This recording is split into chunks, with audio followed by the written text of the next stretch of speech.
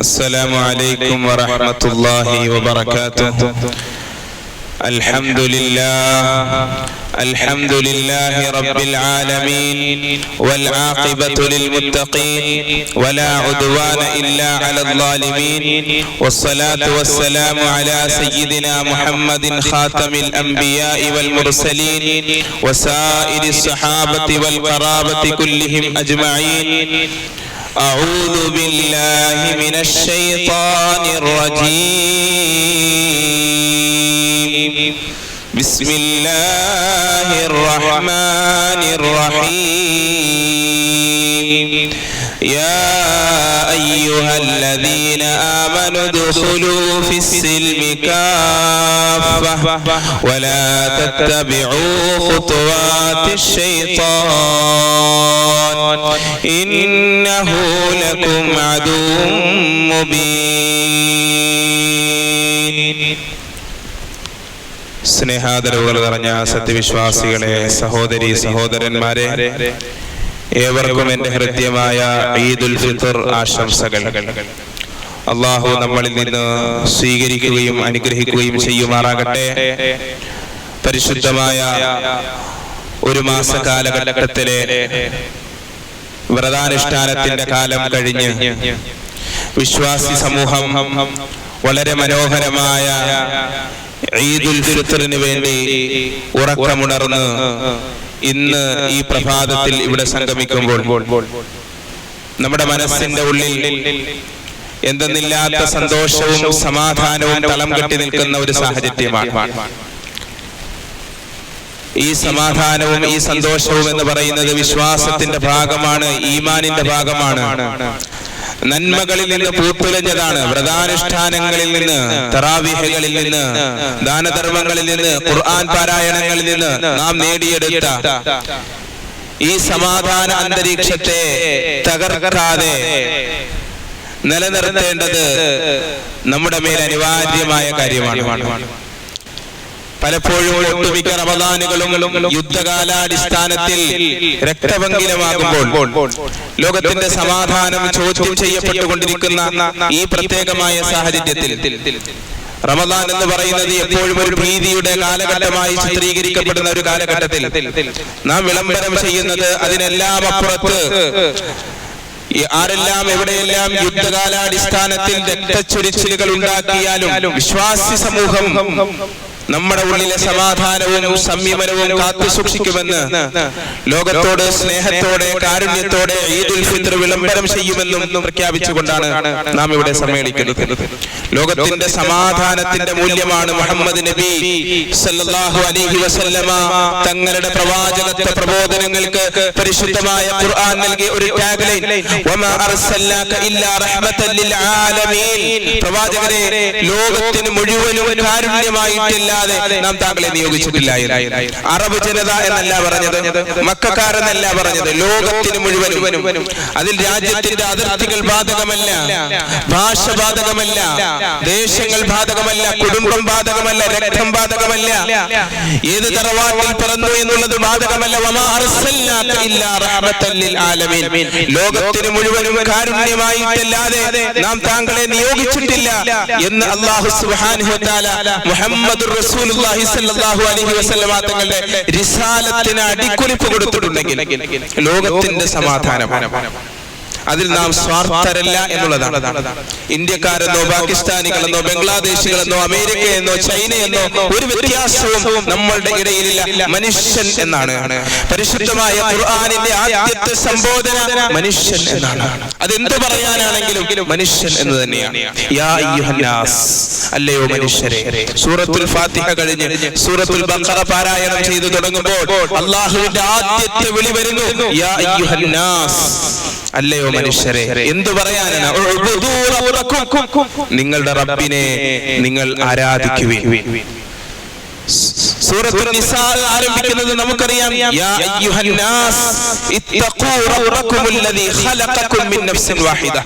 ഒരു ശരീരത്തിൽ നിന്നും നിങ്ങളെ സൃഷ്ടിച്ച നിങ്ങളുടെ നാഥനെ നിങ്ങൾ സൂക്ഷിക്കണം.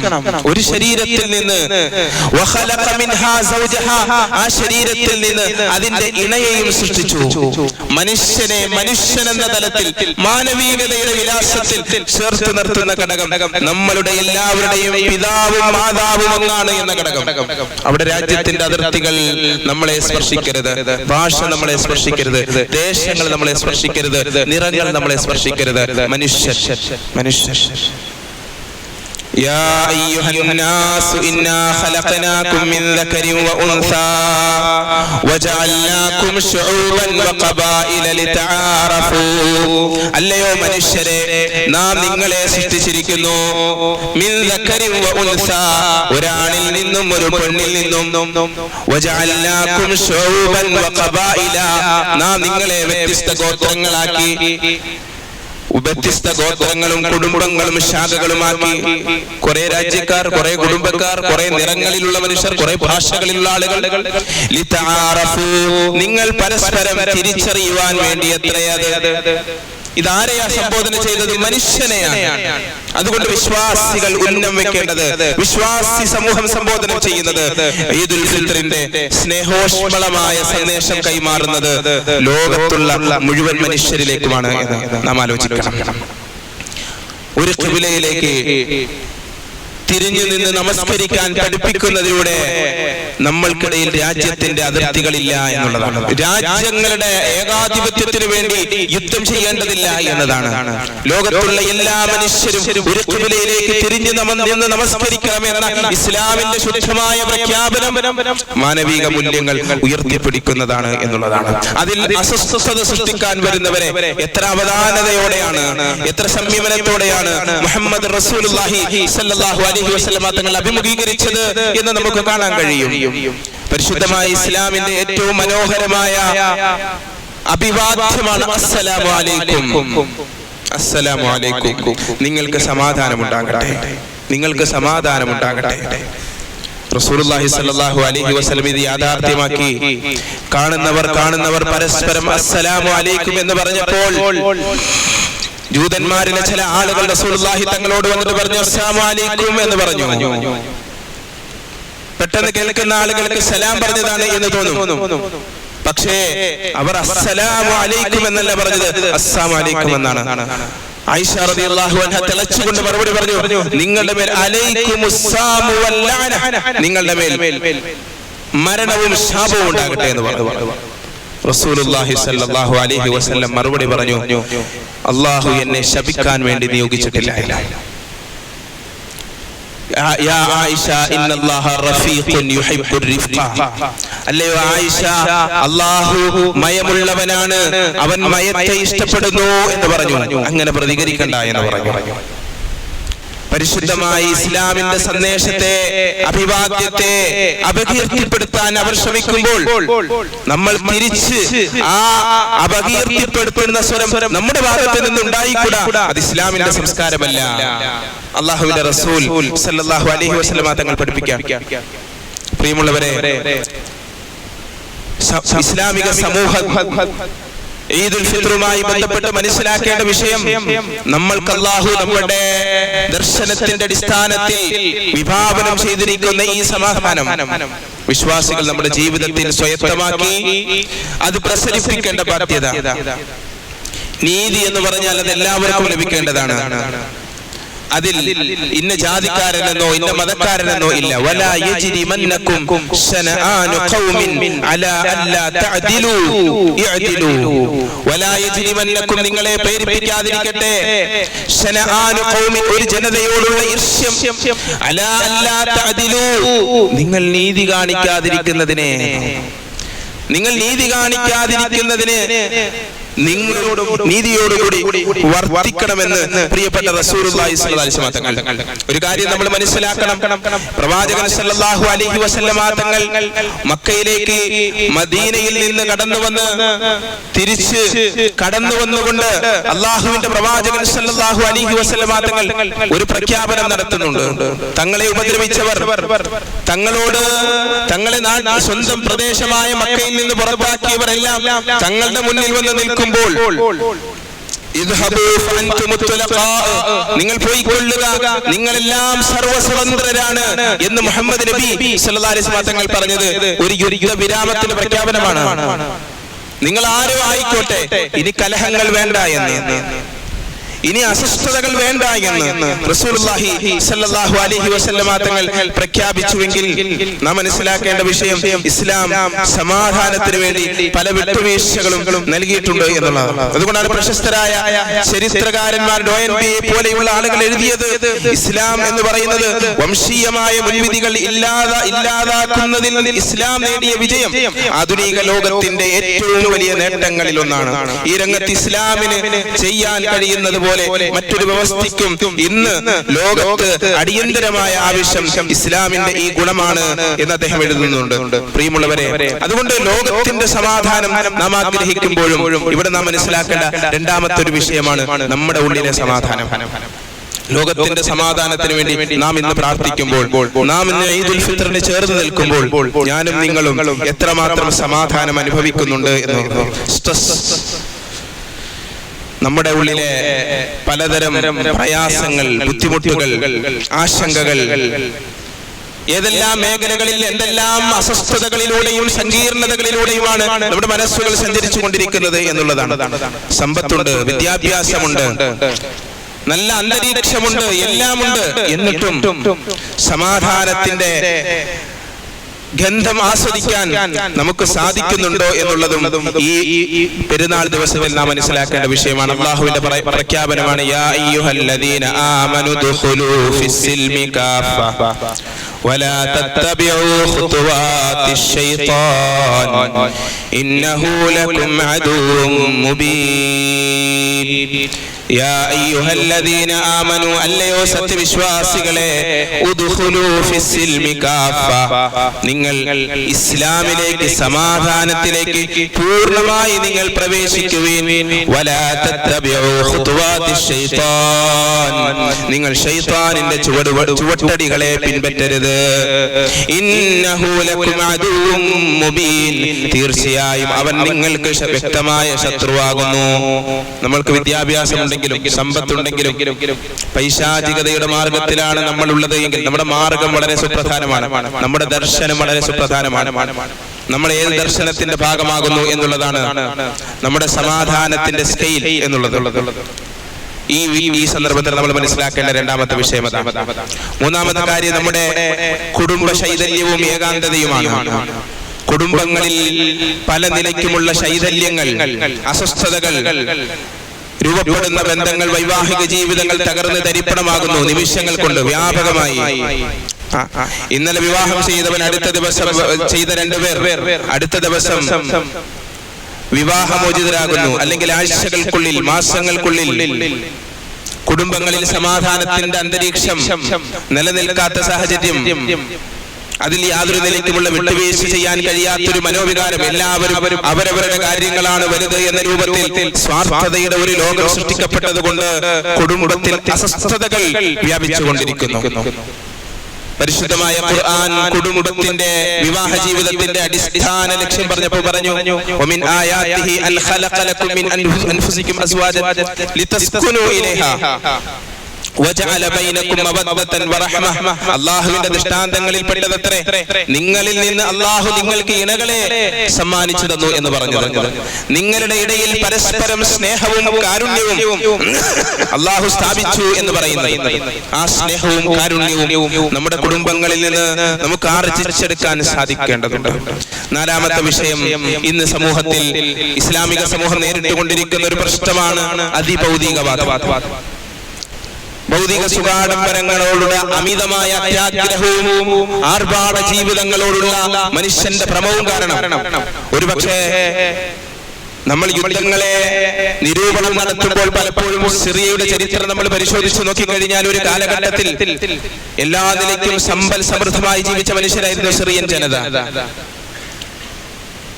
യുദ്ധക്കെടുതികളിൽ ആ സിറിയക്കേറ്റ ആഘാതം എന്തായിരുന്നു? ഇറാഖിന്റെ ചരിത്രം പരിശോധിച്ചു നോക്കൂ, ബഗ്ദാദ്, സ്പെയിനിന്റെ ചരിത്രം പരിശോധിച്ചു നോക്കൂ.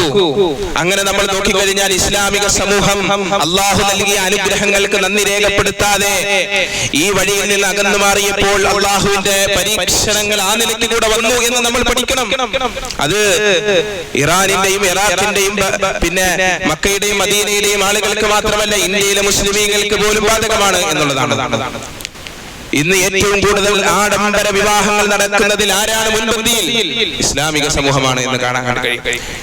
പ്രവാസ ജീവിതത്തിന്റെ പണം കൊണ്ട് നമ്മുടെ കേരളത്തിന്റെ സാമ്പത്തിക ഭദ്രത ഉറപ്പുവന്നപ്പോൾ അതിന് നന്ദി കാണിക്കുന്നതിന് പകരം എത്രമാത്രം ഭക്ഷണങ്ങളെയാണ് തെരുവുകളിൽ ഒഴുക്കിക്കളഞ്ഞത്.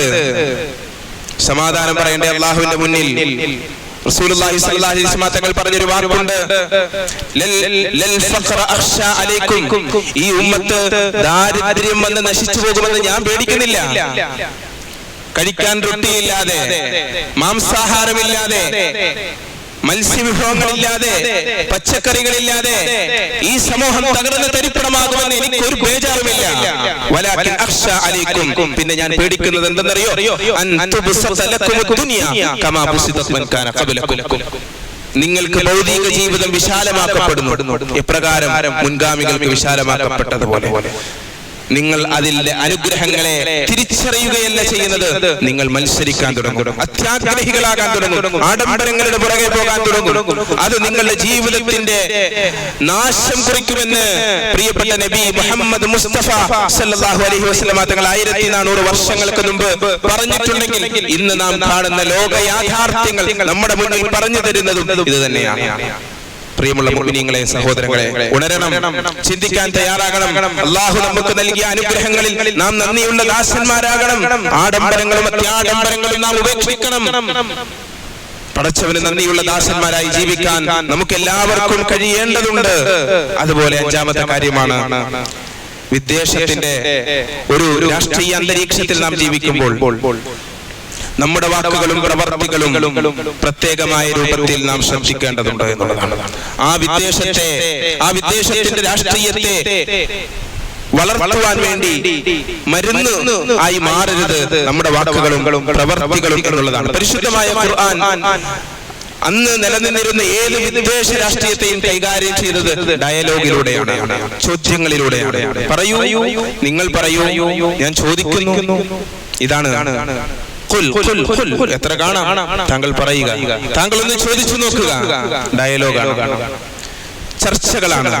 ചർച്ചകളിലൂടെ, ശാന്തമായ ചർച്ചകളിലൂടെ പ്രശ്നങ്ങളെ, വിദ്വേഷത്തെ, ശത്രുതയെ പരിഹരിക്കുക എന്ന വളരെ തന്ത്രപരമായ, പ്രായോഗികമായ ഒരു നിലപാടാണ് പരിശുദ്ധമായ ഇസ്ലാം സ്വീകരിച്ചിട്ടുള്ളത് എന്നുള്ളതാണ്.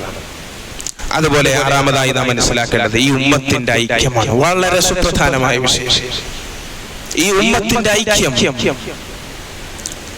ഇറാനില് കുറെ മുസ്ലിമീങ്ങൾ കൂട്ടക്കുരുതിക്ക് ഇരയാക്കപ്പെടുമ്പോഴും അതിന്റെ പേരിൽ പോലും നാം ബേജാറാകേണ്ട ആവശ്യമില്ല എന്ന് പറയുന്ന മുസ്ലിമീങ്ങൾ നമ്മുടെ ഇടയിലുണ്ട് എന്ന് ആലോചിക്കണം.